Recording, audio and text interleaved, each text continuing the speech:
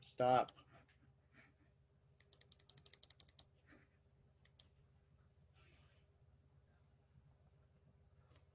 Okay.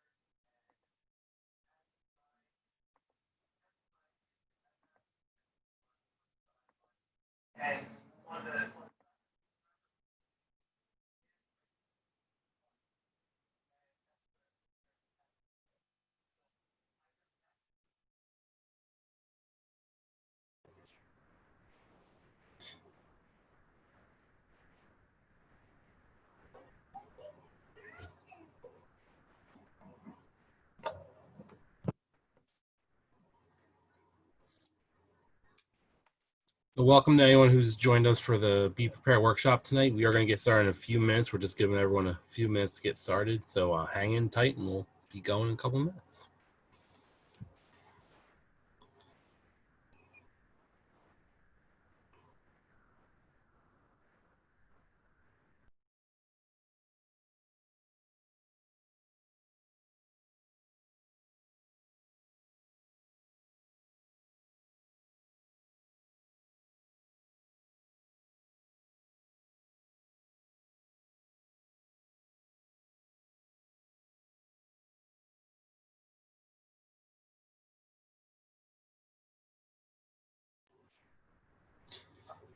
Anyone who just joined us, we are going to get started in a few minutes. If you are here for the Be Prepared workshop, you are in the right place.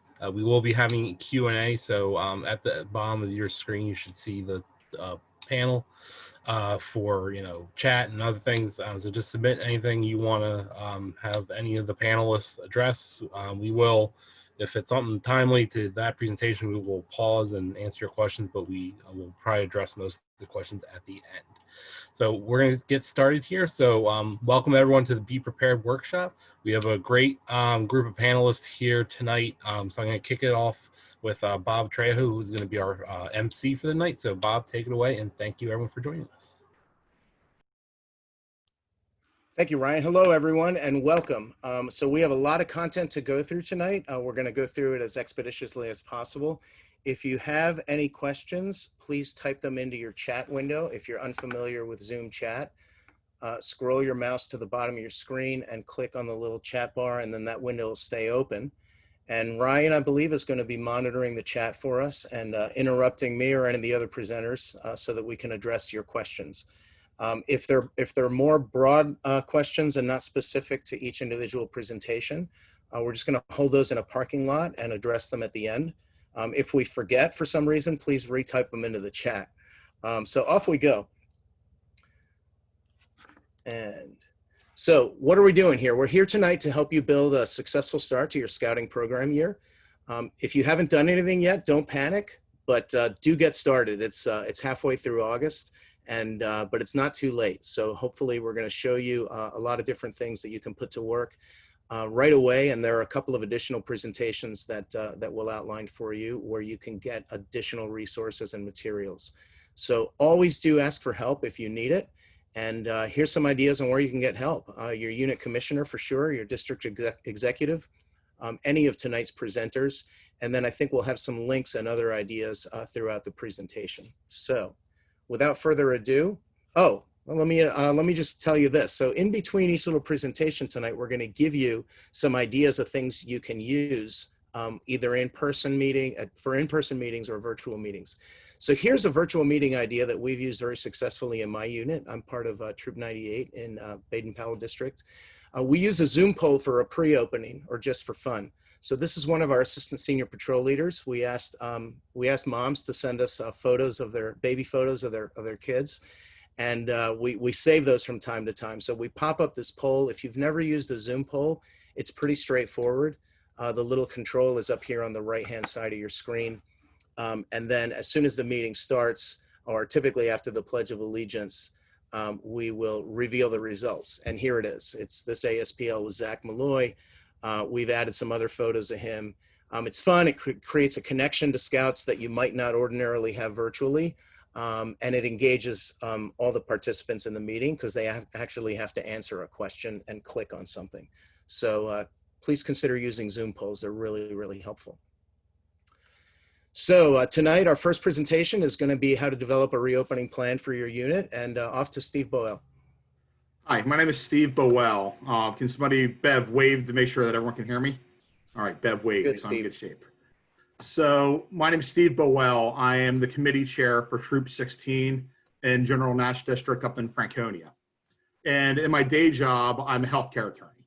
So I regularly have been advising clients over the past 6 months on issues involving COVID and liability and things like that. So when I saw the email from council saying that we had to develop a reopening plan, my thought was, oh, yay, I get to write one of these things for free. And it's overwhelming. And I mean, I think we all have to take a step back and first thank everyone who's a volunteer for stepping into this process. But while there's a lot to it, there's resources available to you. And I want to give you the mindset to help you through this process. So Bob, can we go to my next slide? So later on, as a part of the presentation, and someone else is going to be covering a lot of the specifics from council on this, but we've all seen this. We should all know this by now. And it's not greatly inconsistent with what the state is saying, which is that telework and telemeetings are still encouraged. And importantly for my presentation, you need to have a plan and you need to get that plan approved by your chartered organization. And for me, my chartered organization is Little Zion Lutheran Church. And I'm going to give you examples of our conversations with them. So can I have the next slide, Bob? So part of my presentation was I was supposed to talk to you about the CDC and Department of Health requirements on these things. And when I read it, that said 5 minutes, I thought it said 5 hours because these things can be encyclopedias. But at the same time, I mean, take it one step at a time. And whenever you sit down to write anything, and I tell my kids this, I tell my scouts this, you need to know who your audience is when you're writing something. So when you're sitting down to write down this plan, who's your audience? Your first one is your chartering organization. There are mandatories needed. We said that. But more importantly, we're going backwards, but more importantly, you need to make them feel comfortable. And again, I mean, a lot of individuals in every sector, from hospitals, the businesses, their comfort with allowing someone to meet in person is going to depend entirely on their worldview to a great degree. And when you write this plan, job number one is to write it in a way that is going to make that organization more likely to approve it. Number two, your audience is your parents. My wife and I, for every single event that we're sending our kids to, my son went to golf camp, our kids have been going to swim lessons. We do this calculus within our heads on how safe is it to send our kids. And there have been events this summer where we've said, no, we're not sending our kids to that based off of our comfort level. And this plan may be your parents' first interaction with how comfortable they're going to be to send their kids to scouts. So when you write it, keep that in mind. I mean, you can do this very simple. You can do it overly complicated, but write it in a way that's going to make them feel safe. Put a lot of meat on the bones, explain what you're doing and why you're doing it. I know this is a generalized training. I work with a troop. One of my audiences is my scouts, because ultimately my scouts have to read this document. They're at an age where they can read it and understand it. So with the audience, I'm a lawyer. I tend to write things way overcomplicated, but it has to be written in a way that my scouts are going to understand it. Because the more they read it, the more they understand it, the more they're going to buy into it. And in our plan, actually, we have task items that we've designated our patrol leaders and our senior patrol leaders be responsible for. So they need to understand it. And the last one is who's your audience? Theoretically, and this is terrifying, it's a personal injury lawyer. Because, and the quote at the bottom of the slide is from the council guidance. If you don't adhere to the CDC and Department of Health guidance, you may be outside of the insured coverage you have for have as a leader. And I say it up top, my chartered organization was very fixated on liability. As a church that they're still not having full in-person meetings. So they are very, very cautious about this. One of the ways we made them comfortable was we helped give them a waiver. And we said, listen, here's how we're going to protect you from being sued. And we facilitated a conversation between them and counsel regarding insurance and things like that. And ultimately, that's what got them over the hump on it. Next slide, please. The Commonwealth of Pennsylvania Department requirements, if you haven't seen these, I'd love to be in the rock that you're currently living under. It's 25 people indoors and 250 people outdoors. So the next thing you need to think of is what are your resources that are available to you? First and foremost, I genuinely need to compliment the people at council. The website that they have available or online, search Cradle of Liberty and COVID, is absolutely excellent. I can't explain to you what the Department of Health and CDC regulations are, but they're very well summarized on there. And there's a document on there called the BSA Safe Restarting Checklist. It is literally a checklist you can go through when you're writing your plan. The Department of Health website, there's guidance on there. And when you go through that guidance, it quickly becomes overwhelming. What are you? Are you a religious organization? Are we sports? Are we educational? Are we in outdoor camping? Because there's regulations on that. The answer is that we're kind of all those things. What I would say is look for themes within it, because COVID is very, very complicated. It's very, very controversial. But when you read these things, there's themes that are there. Social distancing, masks, sanitation, screening your people before they come in, and communication. And also, and this is a big part of your plan that can't be overlooked, what are your physical resources that you have available? We are only doing outdoor meetings. In my charter organization, when we were being interviewed about our plan, one of the questions we were asked was where are the kids going to go to the bathroom? And it's a very obvious and it's a very good thing to think through. We're lucky that we have a bathroom that has direct outdoor access, but think those things through. Next slide. These are my just generalized pointers. Number one is good writers borrow, great writers steal outright. T.S. Eliot probably stealing from William Shakespeare. But what I will tell you is that, there's plenty of plans out there. There's forms you can use. Find them, think about them critically, compare them to the checklist, and use those. And I did put on there, I don't like saying the word steal in a scout event. It's my way of saying is don't reinvent the wheel. Other people have been through this path. Number two is it's a living document. This thing is going to change. And again, you're going to write it. And then, if you read the news today, the standards for schools changed today after they've written them 3 different times. Our guidelines may change once a week. Follow these things, update the plan, communicate with your chartered organization. Ask for help. Bob had it on his slide. There are professionals that are involved. They're there for you. Address your outings. Think everything through. We made our calendar. We, through each one of them, made notes for it. Outings, fundraising, camping. How are you going to do these things if you plan on doing them? Fundraising was one line. We will not do in-person fundraising. We're only going to do online popcorn this year. Think that through. My last comment is be ready for awkward situations. Unfortunately, COVID is one of these things where it's very emotionally charged right now. You're going to have parents who are going to say, I think masks cause carbon monoxide poisoning. I don't want my child to wear a mask. Rehearse through what you're going to say. And on that most awkward one, I've had clients, nursing homes and hospitals that have said, what do we do if someone refuses to wear a mask? What I will tell you is that, your charter organization is the one that's approving this plan and you have to abide by them. So ultimately, why does my kid have to wear a mask? Because we're not allowed to do this unless they do. What happens if my kid doesn't wear a mask? We promise you we'll make an online program available and give us a phone call and we'll talk it through. With that, I think my time's up. And I saw a couple questions, but I think, Bob, you may want to save those at the end. I think this one, Steve, I'd ask you to address if you had the answer. Our sponsoring organization is requiring us to have insurance with a COVID-19 endorsement. Do we have that? I would defer to one of the people at council on that. So what I'll say is, as far as what we are aware of at council, and I believe Glenn and I discussed this before, our liability insurance and sickness insurance covers anything resulting from scouting. So if it were to be proven that, exposure occurred at scouting, that would be covered above that person's liability and sickness insurance. And I will say that in some of the materials I saw that we have what's called occupational illness coverage, and that's usually what that falls under. So I think that's there. Okay. All right. Thank you. Terrific. Thank you, Steve. All right. So I want to show you a cool thing that Troop 117 did. Troop 117 is in the Baden-Powell district, and they did a virtual crossover. So earlier in the spring, when they had a bunch of scouts that had joined or wanted to join, but they weren't meeting in person, they did it online. So they delivered neckerchiefs and slides to each of the boys, and then they had them all dial into a Zoom meeting. And they asked the parents. They had a whole sequence thing on their Zoom call and through a slideshow.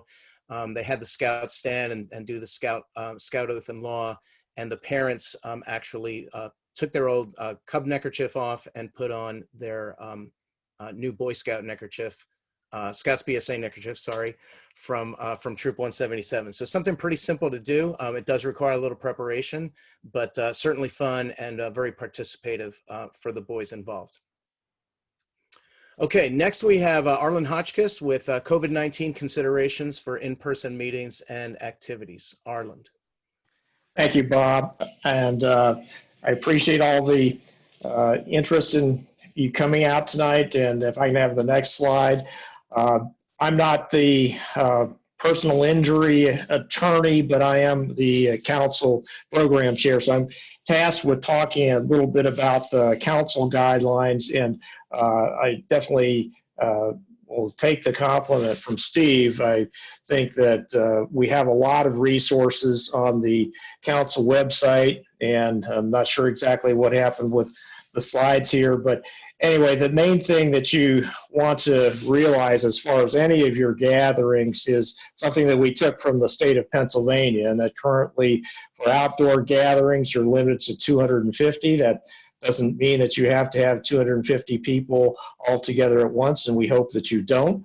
But for indoor gatherings, you're limited to 25 people at a time. So all those things you have to realize, and I refer you to the COVID-19 resources that are not only on this page, but if you go to the next slide, Bob, the General Council Reopening Plan and FAQs is on this page here. So I'm not going to go through this step by step or point by point, but all the things that Steve talked about as far as the fact that you have to have whatever plan that you have for your unit approved by your charter organization first. And that's really the upfront information in this council reopening plan.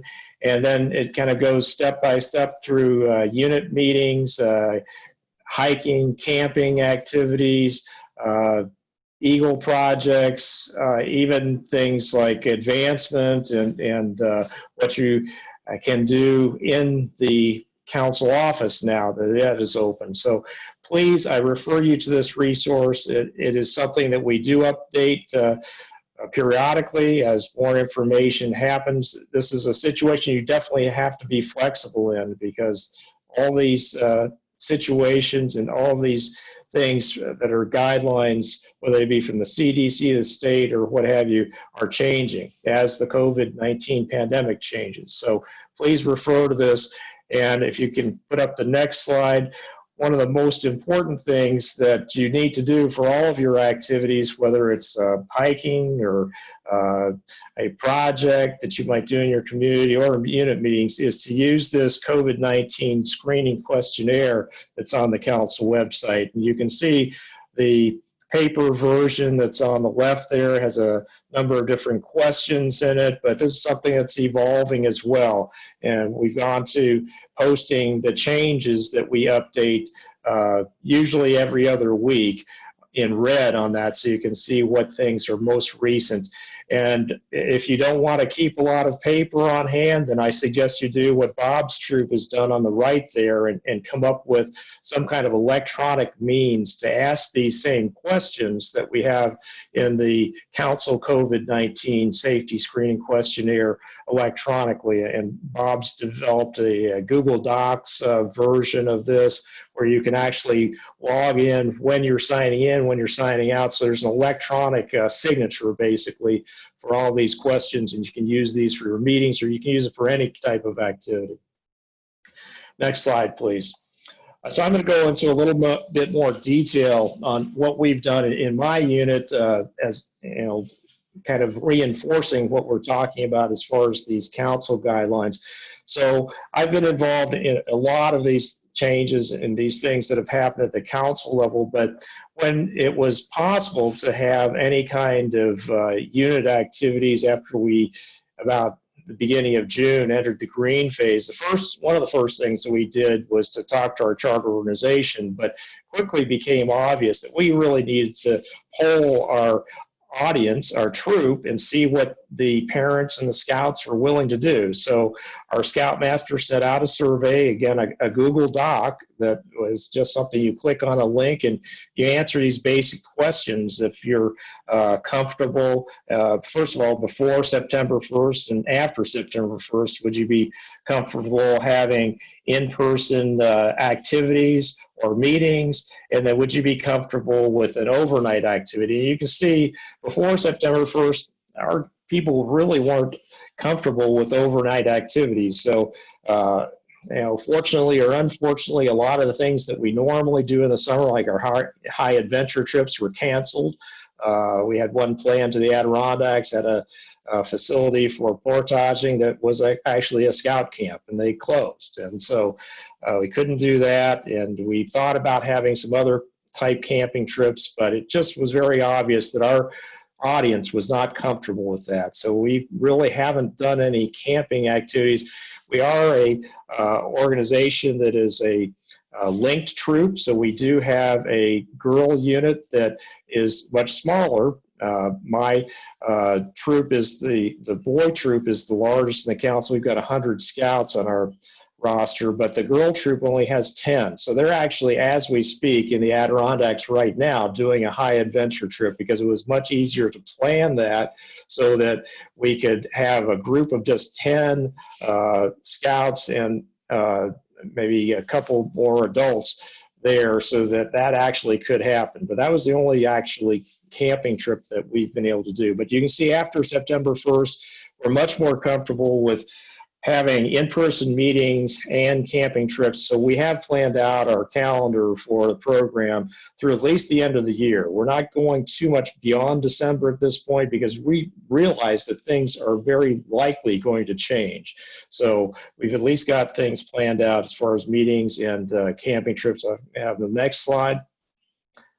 But one of the things, as I said, when we approached our charter organization, they're maybe not as conservative as Steve's, but our charter organization, the first things that we talked to them about doing was eagle projects, because we have a lot of eagles that we have to have their projects. And as soon as June came, and we actually had some that wanted to do their projects before we went to the green phase, first thing that our charter organization, which is Supplee Presbyterian Church, says, well, you've got to follow the council guidelines, and you have to have every scout sign this memorandum of understanding with their Eagle mentor signing as well, saying that they have gone to the council Eagle Project guidelines, they've read them, and they will follow them. And some, for the early on people that were even before the green phase in June, we actually made them come up with their own safety plan as far as how they would mitigate all of the risks involved with COVID-19. So it's very specific for an individual project. Since then, we just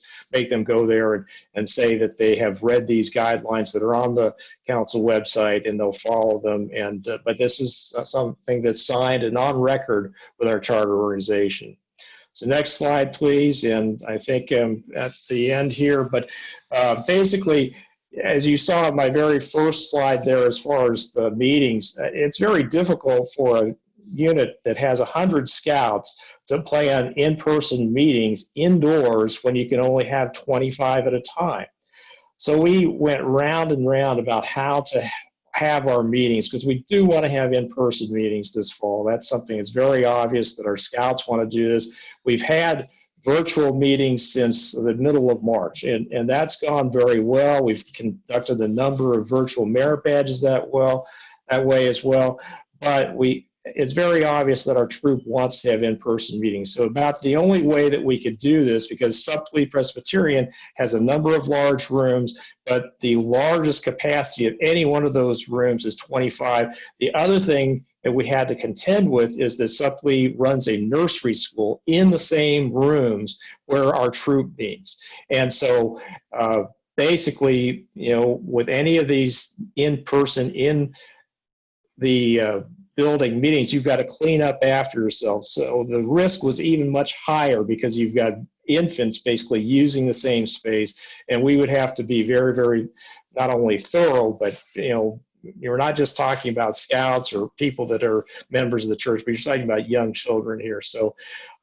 Supply was very, very cautious about having us even agree to going into their units. So what we've basically come up with is a plan. We're going to divide the troop. We found another church in the area, Jarretttown United Methodist Church, that was willing to have us come in. And so we're going to send half of our troop to Jarretttown United Methodist for our in-person meetings.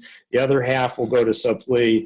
And the other thing you have to remember is, even if you come up with a place that can accommodate a large unit like ours, as far as having meetings outside, and we're going to definitely do that as long as we can. We'll meet outside on both of the properties. But what happens with inclement weather when it is pouring rain? You've got to think of what your indoor capacity is, and keeping people 6 feet apart and wearing masks, that sort of thing, if you all suddenly have to, in an emergency, go indoors. So that's why for a unit our size, the only way that we could practically think of handling this was to have 2 different locations. We're staying with Supply as our charter organization. They're perfectly okay with this, but we're actually going to split up our unit with 2 different locations as far as the meetings. It's going to involve a lot more coordination.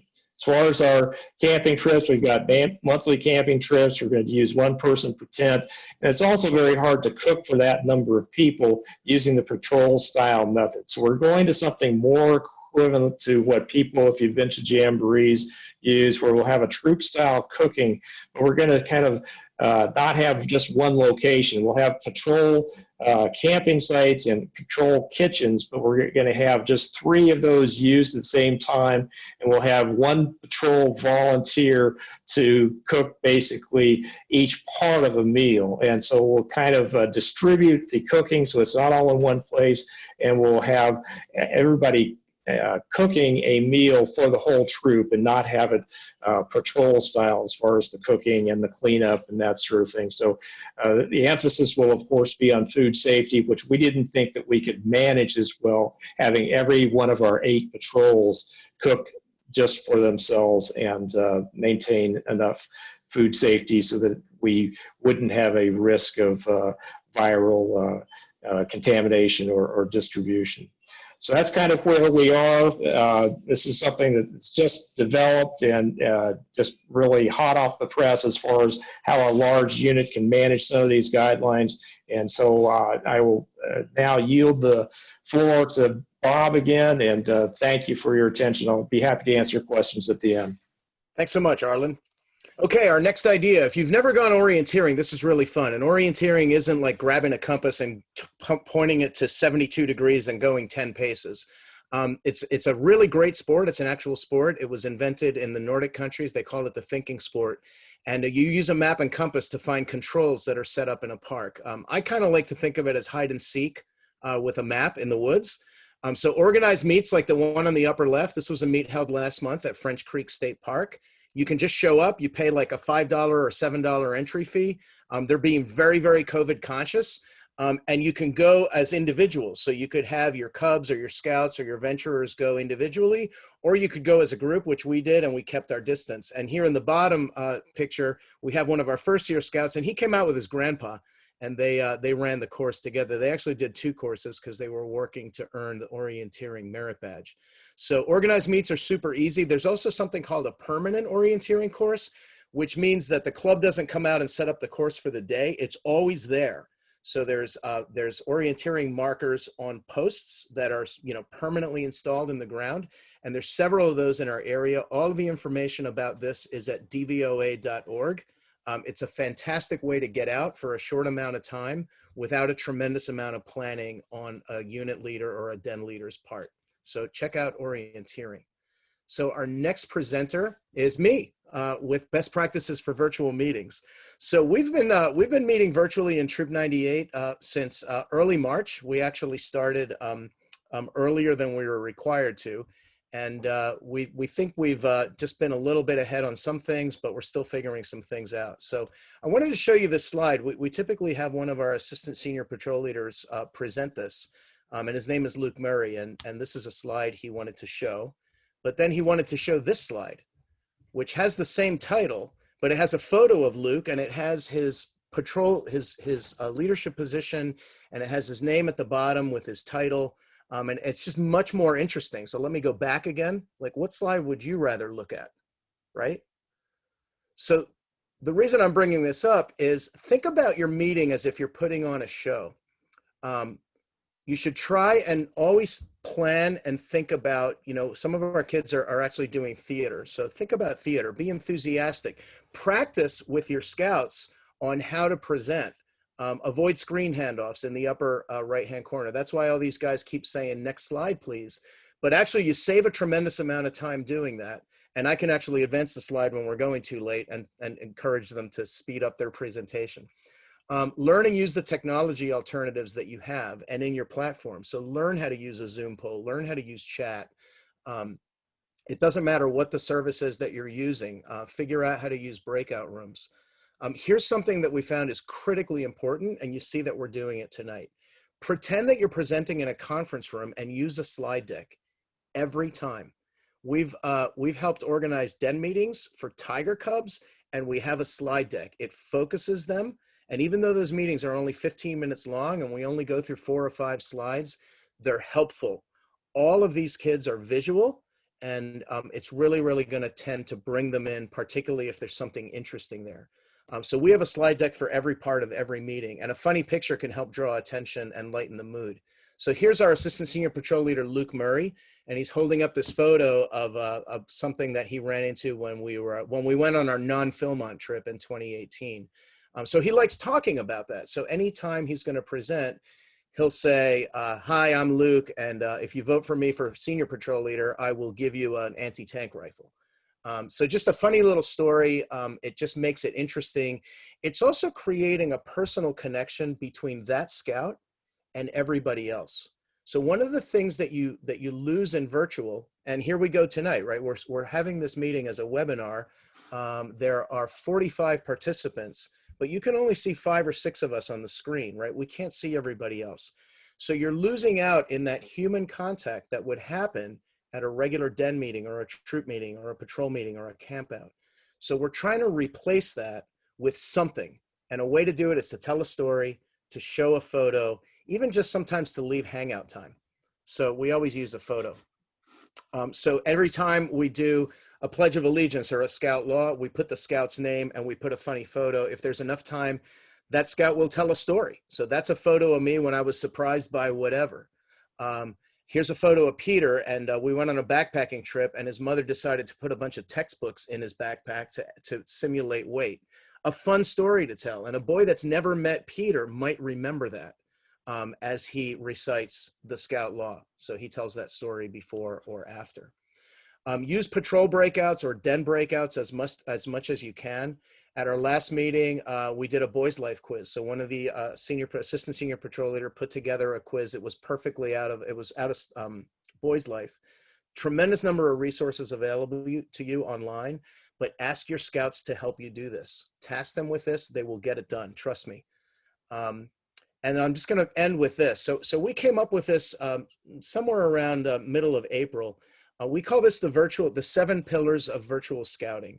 So I'll try and run through these pretty quickly, just mindful of time. So number 1 is choose only the best stuff that scouting has.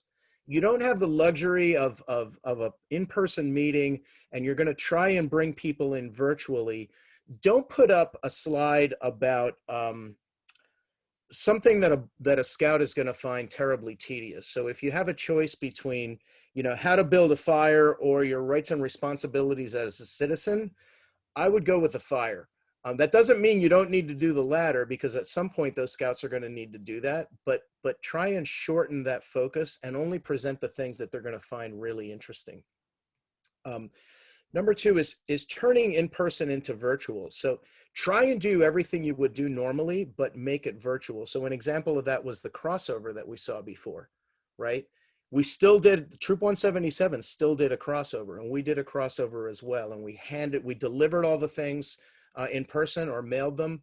And, you know, it was done virtually on a screen, but the scouts had a neckerchief and a slide.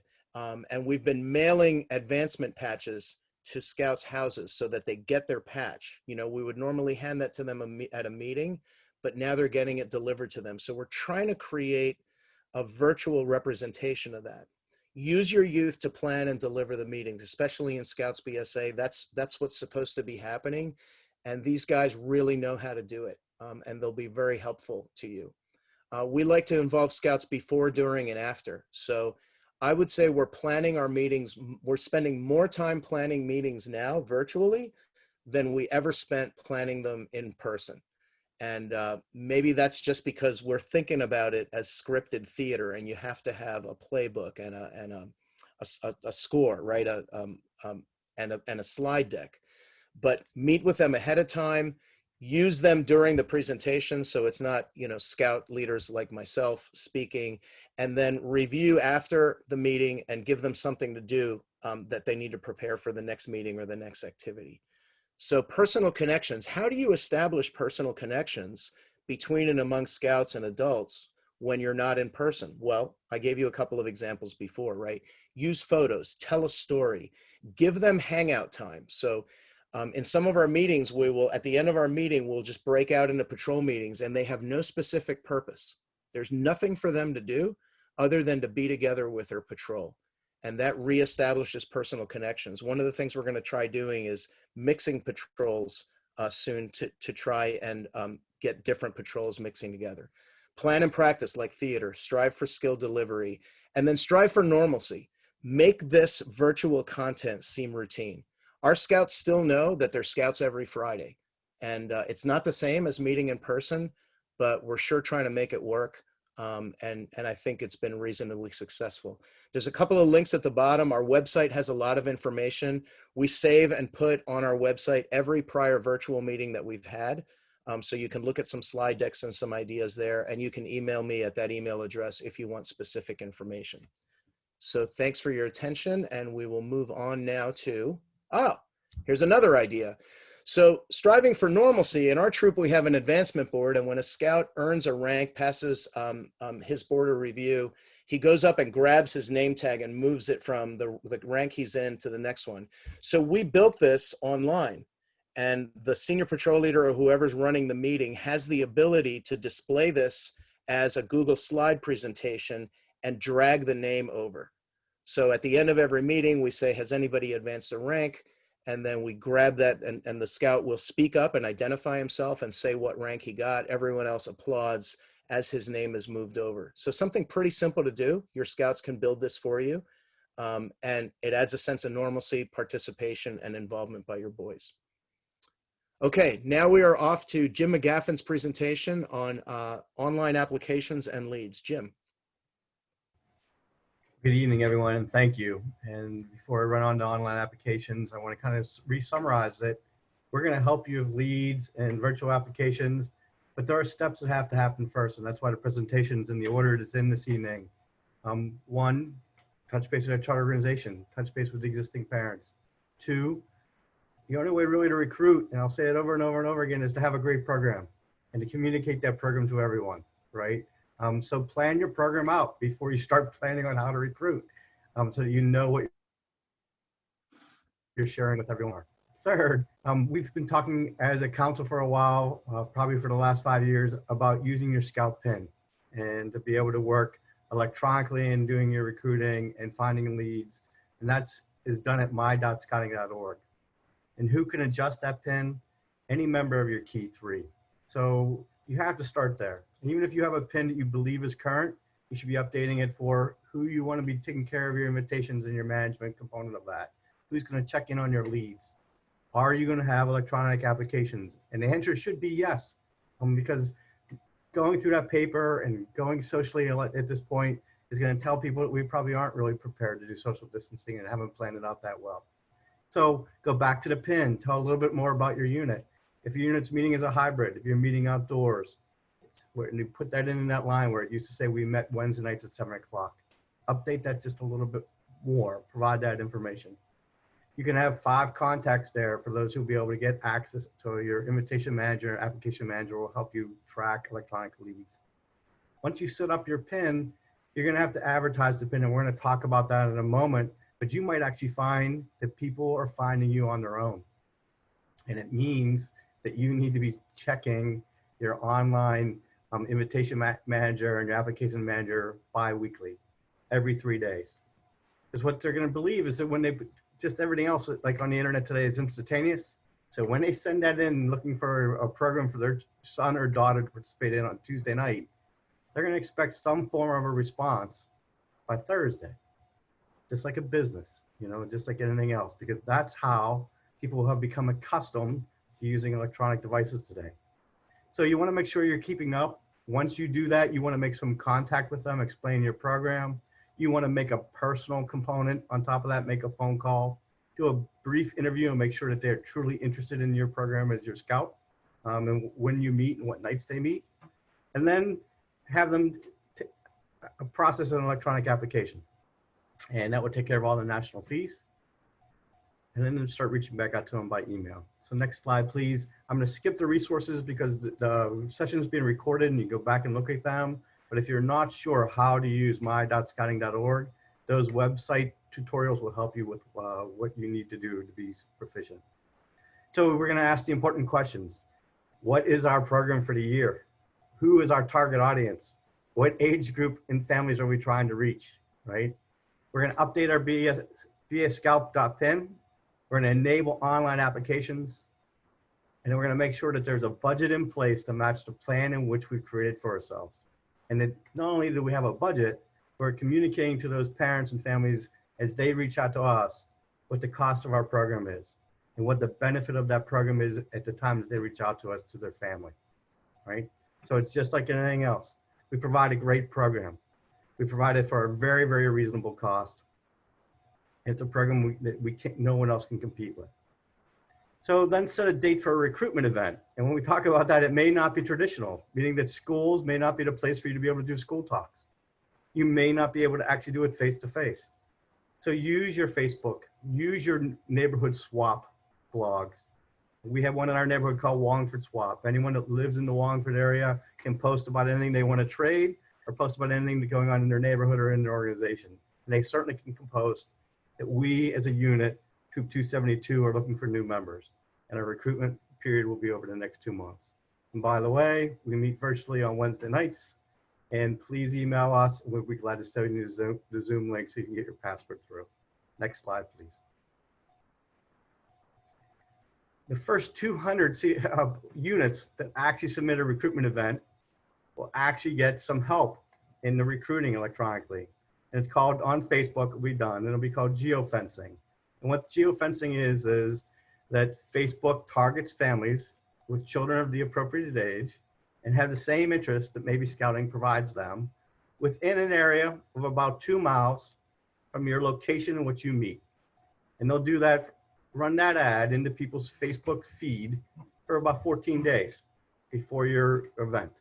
So that's one way to do digital advertising. So for the first 200 units, they have the first 7 steps done, which means we did the chart organization, we got a program, we updated our PIN, we started to do our recruiting, and we let everyone know what their date was. The council will run it for you. If you want to know more about how geofencing works, there's websites. For everyone this evening, I wish you luck with recruiting. Our units in the Minkwoods district have been trying for the last 2 years to accept no paper applications. We are probably running somewhere about 80% of virtual applications. So it can successfully work. I wish you all the luck and thank you for your time. Thank you, Jim. Okay, we have a presentation on registration fees. Bob Valtos and Bev Banks. Bob, you're on mute. There we go. My name is Bob Valtos. As I say, just to kind of reiterate what Jim was saying, this year is very important with planning your program. Your scouts have more fun. The activities are better. You get better participation. And this year, getting new members to join is going to be a challenge for everyone with everything being virtual and online. And then retaining scouts, even the scouts that we currently have. I know I've seen in our pack, the numbers have dropped just because kids were already tired of doing Zoom and meetings for school. So we need to think about how we're going to plan those outdoor activities, get in touch with your chartered org, and make sure that we can do them socially distant and get the kids together as best we can. Maybe the pack meetings always happen virtually, but maybe we can do a den meeting outside. So we need to think about that. Collecting key information this year, again, is going to be more challenging. We have to deal with all the COVID things. So you need to make sure that you get in touch with your organization and make sure that their thoughts and ideas on how to handle this, what their plans are and their roles are.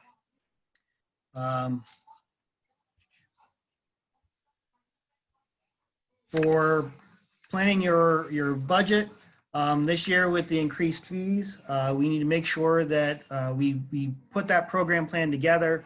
We need to get it out to the parents so they understand what they are paying for and what they can do in terms of fundraising. A lot of fundraising activities this year are going to be changed up and different, may not be as successful as they had been once in the past because it's going to have to be virtual.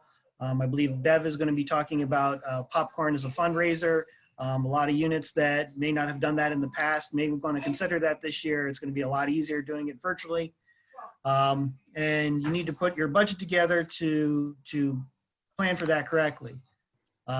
Making sure that you have that opportunity for your scouts to raise the additional fees for registration fees is very important so that they can still participate, that scouting is available for everyone, and knowing, showing your budget or making sure that your parents have the budget and understand, where the money goes is very important. So they understand, that they are getting value for this.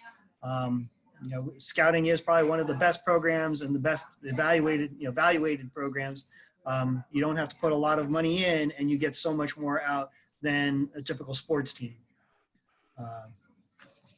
Some of the fees that we're talking about. So the basic fees for registration this year, National BSA registration is going up to $66. I'm sure everyone has seen slides on that. Adults are going to be $42. And for our local council, there's the $2 insurance fee. Making sure that we pay that this year, especially with this whole COVID pandemic in place. $12 for Boys Life, and then $45 gone up for the unit rechartering. Making sure that you include in your budget program materials, books, camping equipment, supplies, flag, advancements, patches, pins, badges, things of that nature. Making sure that all this is included in your budget. Reevaluating your budget this year. Maybe there will not be as many camping events, or maybe the camping events will cost a little bit more in general, just because we now have to do them socially distant. So be cognizant of that, and now's a good time to relook at that program plan and that budget to make sure that they all jive with what you're planning for. At the very least, make sure you're planning up to December. Hopefully in December, it'll change. My recommendation in general is make sure you look at your plan every 2 months at a minimum to make sure it's still current, especially in this changing time. Like Steve said at the beginning, things are changing so fast. You write, your COVID plan today, by this afternoon, you have to throw it out and you have to start again because things have just changed that quickly. So we have to adapt and we have to change just as quickly. And like I said, make sure that you give your families that opportunity to raise the funds for their adventures this year, and make sure they get that plan so they know their scouts are still going to have that scouting experience this year. With that, I'm going to turn it over to Bev. So one quick point. Just I know everyone say, Bob, that's all great information, but I need more. So we did do a full hour, almost hour-long presentation on program planning, budgeting, and fundraising. So please check out colbsa.org/plan for that full presentation, which included Bob, Jimmy. Yeah, and you'll see a clip there with my face on it. So Yep. Yeah, there you go. So this see ugly Bob. mug, and you'll know you're there in the right spot. Thank you, Bob.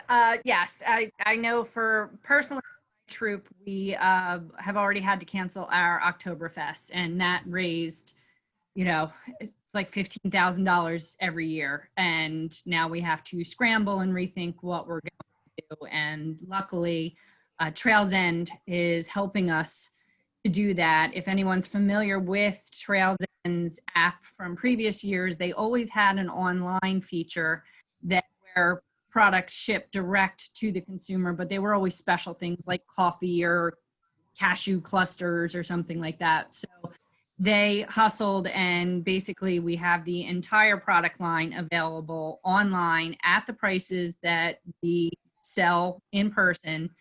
I know, I just looked it up, as a council, we have already had $15,000 worth of product ordered because we were able to start July 1st, and it's August 18th, and normally we don't even have it delivered to our garages and our living rooms. So we're ahead of the curve at this point. Now it's just getting the word out and getting people to use it. I know my son's orders, I think for the most part, except for the one I placed, have already been delivered. So people are already enjoying the product. I ordered chocolate, so I unfortunately have to wait until October when it won't melt. As a colonel, I am in love with this app because, like I said, there is no inventory. I'm not dealing with people's cash. I'm not standing in front of the liquor store. Well, I'm going into the liquor store, but I'm not standing in front of there for hours anymore. As a parent, I sold, my son sold thousands of dollars while we were in our pajamas sitting on the couch. And we just sent text messages to people that ordered from him last year and said, "What are you doing this year?" And everyone placed orders immediately, and it's been great. We've posted to social media. We haven't had a great return on that, but it reminds people that Scouts are still going. Scouts still need money. We need the support. It's been great. As a unit, you can still run a kickoff. We did outdoor movie night previously. I don't think we're going to do that this year, but I have an inflatable movie screen if anybody ever wants to borrow it and run a movie night in your backyard. Everybody brings their own chair, brings their own snack, and spreads out 6 feet, and you can still have a kickoff. You can still do the presentation for popcorn, or you can do it virtual. We have a slideshow available for any unit that wants to check it out, and you can customize it and make it personal. And you can still have door prizes. You just, again, have to be creative. Send a scout a Target gift card in the mail for $5, or something for $5 Below, or send them a mask, something. You be creative, drop stuff off at their house if you have to. It can still happen. You can still do wagon sales, and you can still do the site sales. But the feedback I've gotten is none of the big companies like Wawa are allowing that to happen this year. But I've heard some of the mom and pop shops are letting people stand out front. And if you want to do it with product, our first order is in September, so end of September before you'll have product. But you could stand out there with an iPad and do the online direct sales and ship them, again, right to that consumer, so you don't have to worry about making any contact. Credit card readers, so still don't have to handle the cash. Trails End's also running a bunch of promotions for free shipping, which are really increasing the sales. They're doubling the points for the Scouts. I think my Scouts already got a $250 Amazon gift card. And again, we're in August. The sale has barely started, and the kids that are doing it are really rolling with it. So I think it's great.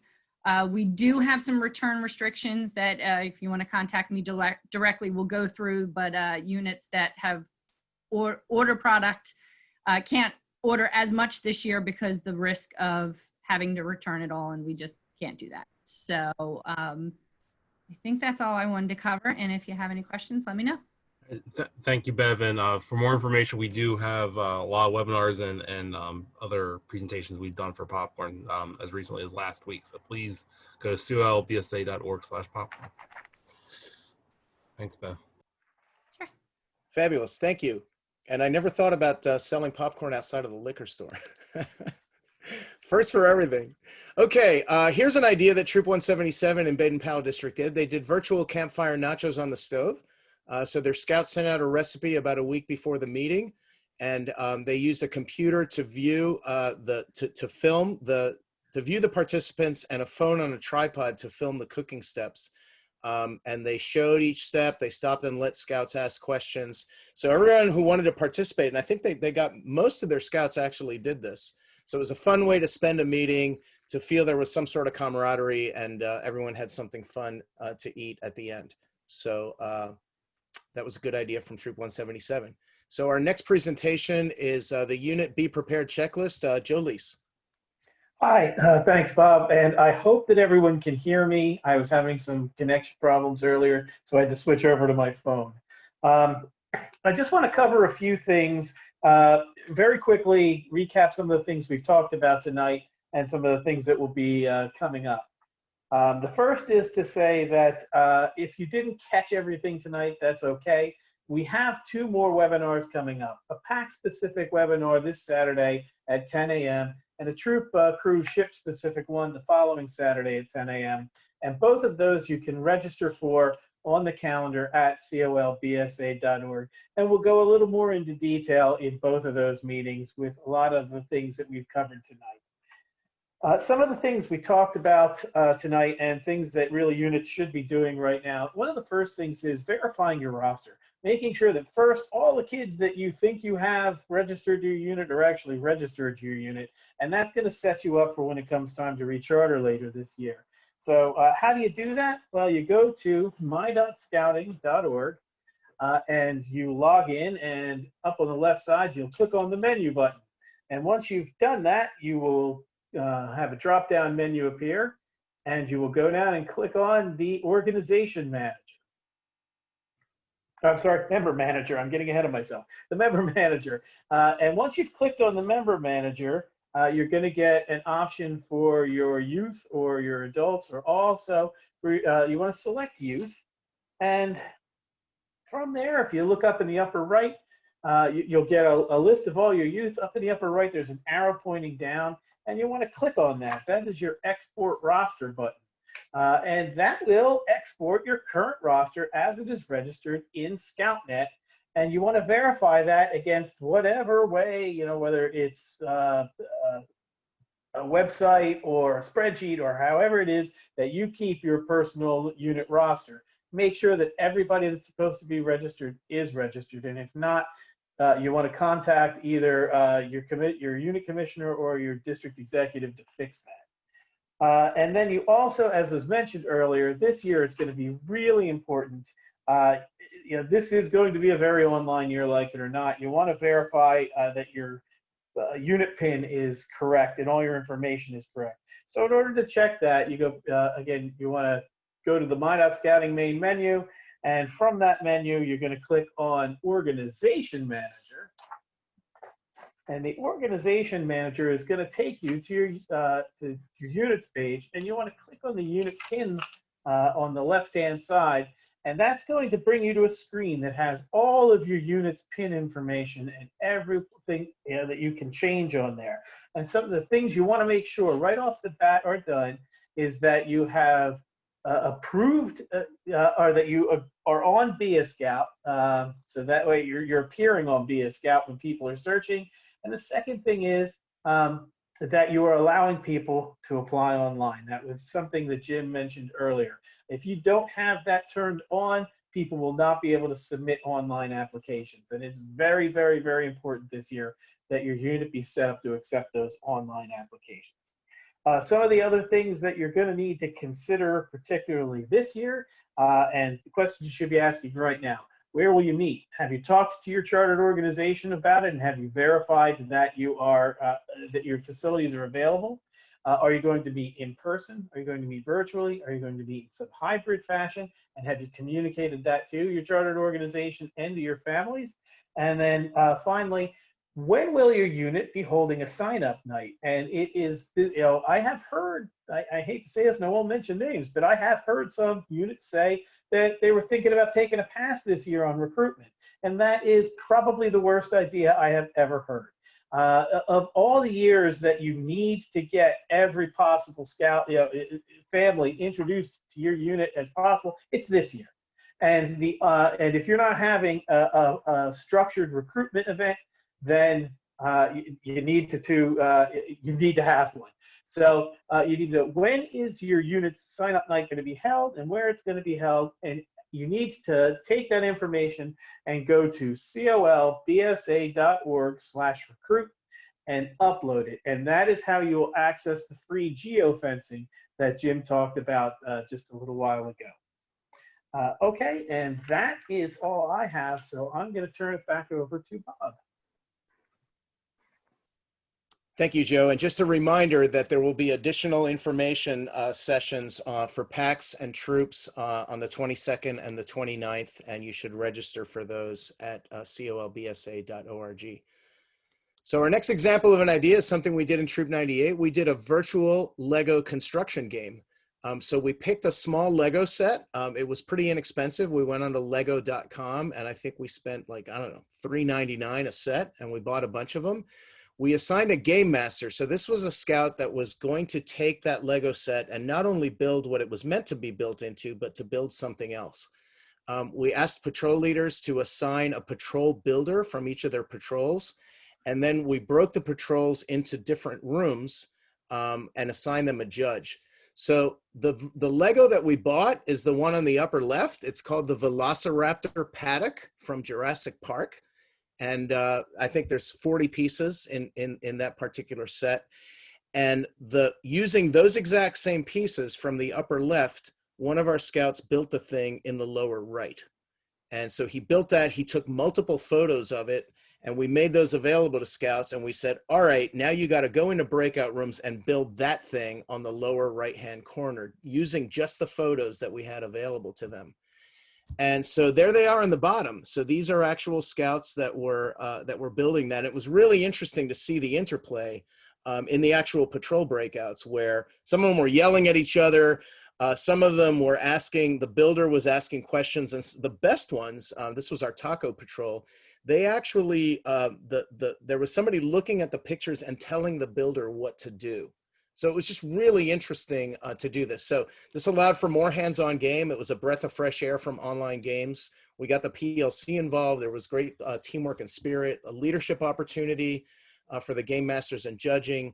And we're going to think about using this for more complicated things in the future. One thing we had to learn was how to deal with website problems. And so look, every time we did this, we learned something new. So a different thing that you could try for your online meetings. Okay. So now we have Ed Grivner that's going to talk to us about peer-to-peer recruitment and the fabulous video contest. Ed. Thank you so much, Bob. I'm Ed Grivner. I'm the council membership chair. And one of the responsibilities that I have is to work with volunteers just like you to offer the benefit of scouting to boys and girls throughout our council.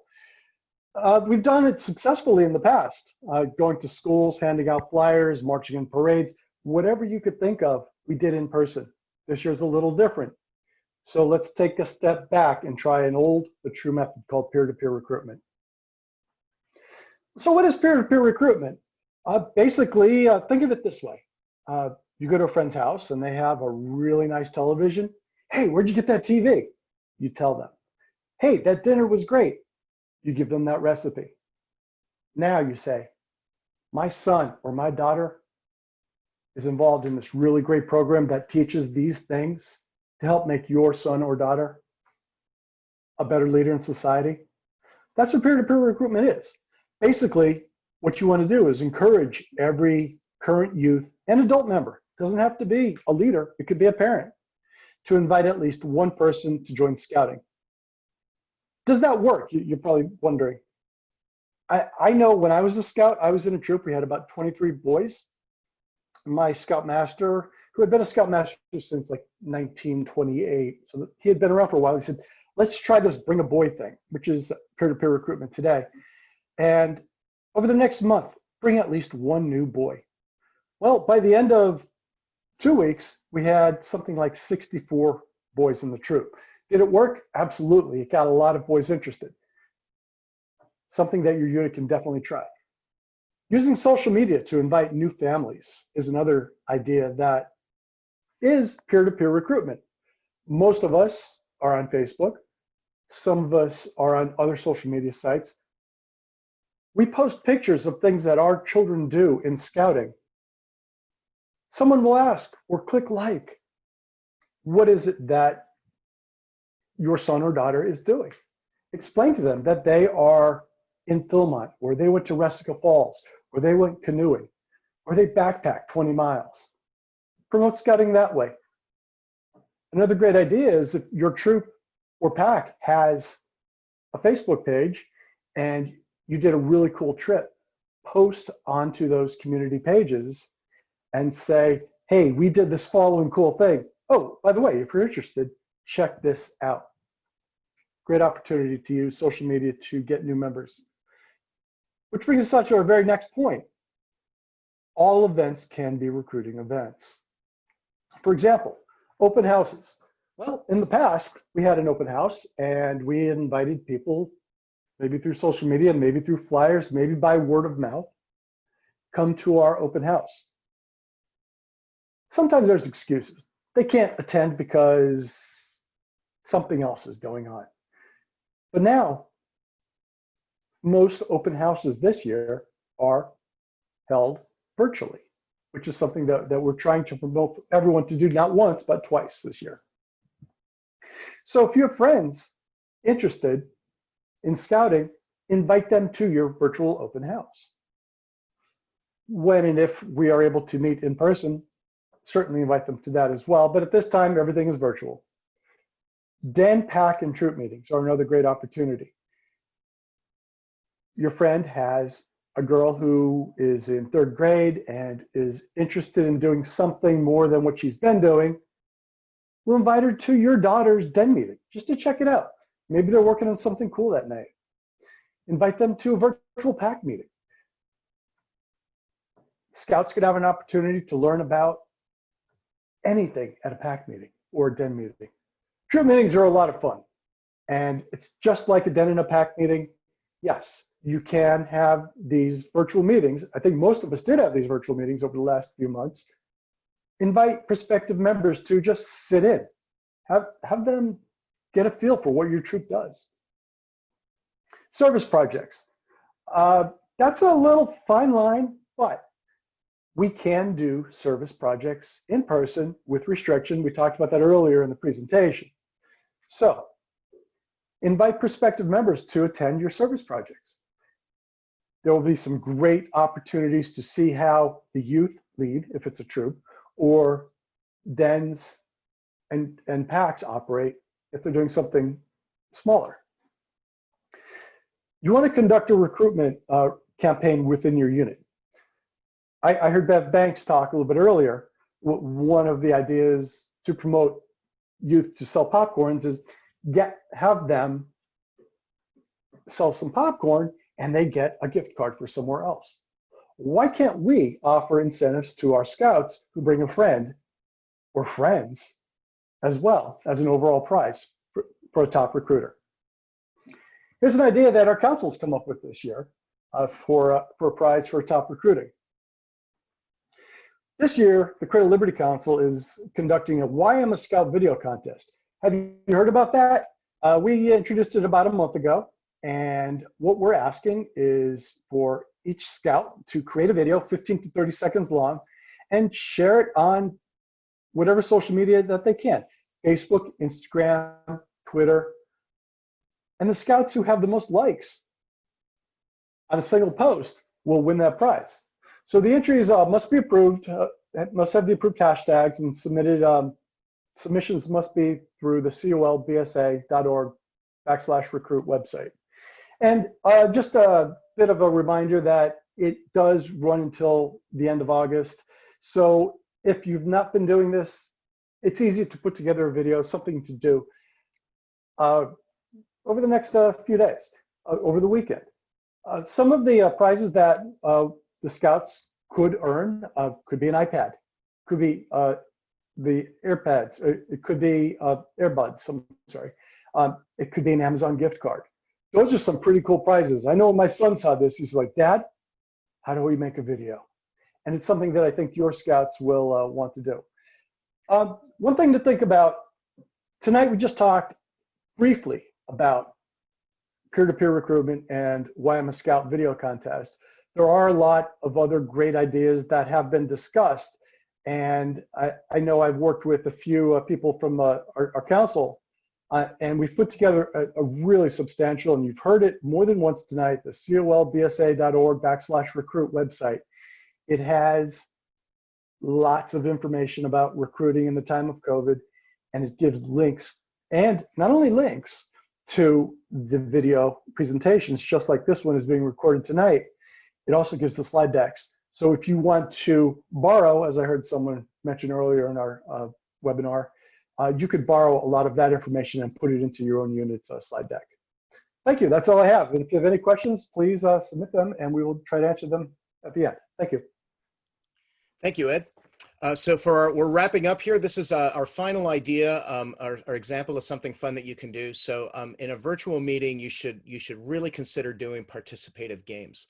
And I know some people have thought about Jeopardy and things that are somewhat interactive, but these two particular web services are extremely interactive because everybody gets to play. So like Arlen's troop, we have a very big troop, and when we're playing a virtual Jeopardy game, there's one person asking the question and one person answering, and everybody else participating is doing nothing. So that's no fun. Kahoot and Gimkit, everybody gets to play, and your Scouts know about both of these. Maybe you know about Kahoot. I would encourage you to try out Gimkit. It's really, really fun. There's power-ups and people can ice each other. So there's offensive features, not in the capital O offensive, but you can actually try and take points away from other people. It's played online, and you go to gimkit.com/play. You use a code just as you would in Kahoot. And there's one of our Scouts named Gavin who led one of the last games and had something funny to say in that photo. So that wraps us up for tonight. Ryan, do we have any Q&A that we should address? I think we addressed most of them as we went along. The one I'm going to pose the Arlen because I think he's a subject matter on this, expert on this, is recording videos or webinars with youth. I thought that was answered in the yeah, I just want to make sure everyone saw that. That's, yeah. So yeah, you should not record video with youth. That's something that's not allowed. Okay. And even with adults, you should ask permission first, correct? Yep. Okay. All right. As far as Q&A, I think we addressed all the other questions. All the panelists, if you want to get in touch with any of them, please reach out to your district professional. Most of these folks are well known by all of us. I want to first of all thank, on behalf of the Craig Larry Council staff, all our panelists. You only heard from one professional tonight. That's Joe Leese, but he was talking from his charter organization hat perspective. So I want to thank all the volunteers. Panelists tonight, you did a tremendous job. I know we ran a little long tonight, but I think it's all very valuable information. So we will record this video and post the slide deck at colbsa.org/workshop. Just give us a day or two to make sure that gets up there, and a reminder to sign up for either the Cub Scout, if you're a Cub Scout leader, sign up for the August 22nd workshop, which will go over a little bit more detail on how to run a virtual meeting or a virtual hybrid type program, but still have the success of your typical program, as well for Scouts, BSA, crews, and Sea Scout ships. So thank you again on behalf of Craig Council staff and Bob Trejo for final thoughts. Thanks, everyone. Listen, just realize that, yes, it's a little bit tougher and different to do this now, but there's tremendous support out there for you. So I'm happy to help and give you lots and lots of ideas of things that we've tried and things that we're aware that other people have tried. If you have any great ideas and things that you'd like to share, send them to any of us. And you saw my email address before. It's worth it. It's going to take a little bit more time or maybe just a different way of preparing for your program year, but it's absolutely possible. And I think this is a great opportunity for Scouting to showcase what it's able to do. I think we'll be able to deliver programming that many other youth organizations won't be able to do in as good a way. Spend a little time on it, ask for help, and let's move forward. So I wish you a great success in the fall. Hopefully we'll see you at one of these upcoming additional information seminars. And with that, thanks to all my fellow panelists, and signing off, and have a great night. Cheers. Thank you.